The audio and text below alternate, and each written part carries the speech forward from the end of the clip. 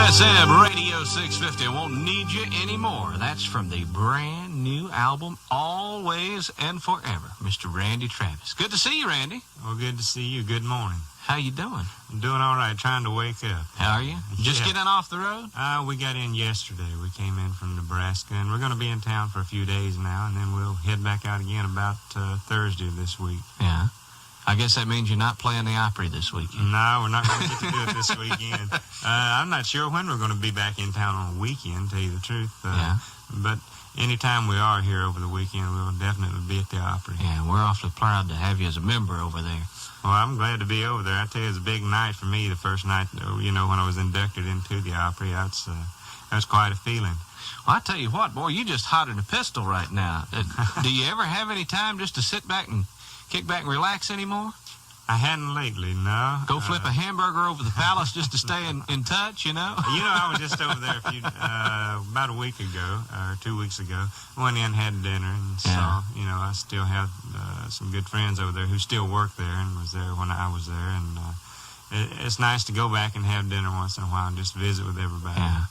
For those who may not know, Randy spent some of his formative years here in Nashville flipping hamburgers and singing at the Palace. Yeah. Although you told me you never did bust tables, right? Well, I never waited on people. I bust some tables. You did bust some tables. Yeah, I was never a waiter. When you go back in a situation like that, I know we were speaking of Ricky. Ricky and I were talking one night. He was talking about when he goes home to Kentucky, people treat him differently now. And he really would like to just go in and be treated like the Ricky that we all know and love. But now that he's had some success, people do treat him a little differently. Have you found that to be the case? I hadn't. That's good. I'm from a small town, a place called Marshall, North Carolina, and I go back about once a year to spend any time, around Christmas time, visit with everybody. And in fact, this Christmas I got to see some friends of mine that I went to school with, which I hadn't seen in about 8 years. And there's no difference. No. Well, that's good. Yeah, it is nice. Tonight we're gonna tear down the wall. Randy Travis from his album Always and Forever. We're visiting with Randy today. I tell you what, I don't know how to handle this, quite frankly.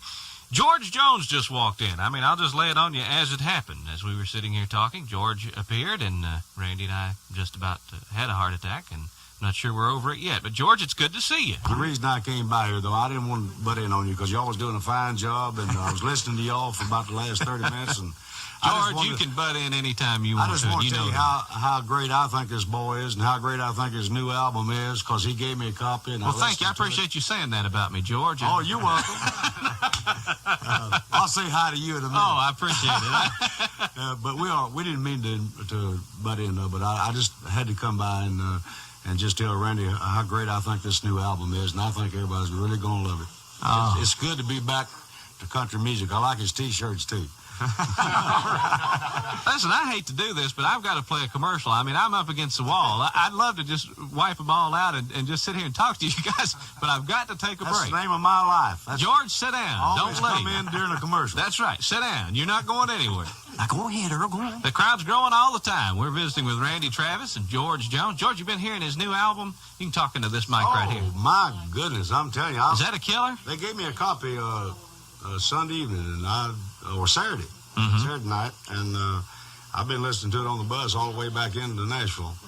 And I'm not saying it because he's sitting here right now, but I'm just telling you, it's the greatest country album that I've heard in many decades. And I tell you, it's just great to see that we got people like George Strait and Randy Travis and well, of course, George Jones a little bit. Just a little bit, yeah. That's doing country. That's the real good country thing. That's what we're proud of. Randy, if somebody pick Randy up off the floor, will you respond to what this man just said? I agree with him 100%. That's got to make you feel good to hear somebody like George Jones talk about you like that. Makes me feel great. I tell you, it made me the first, not the first night, but the second time that I worked with George. I remember, of course, we opened the show, and then he did his show, and then invited me back up on stage to sing with him. Wow. So that was quite a night, He's getting so popular right now, though, that I wouldn't get him up there again. He's going to have to invite me back up next time.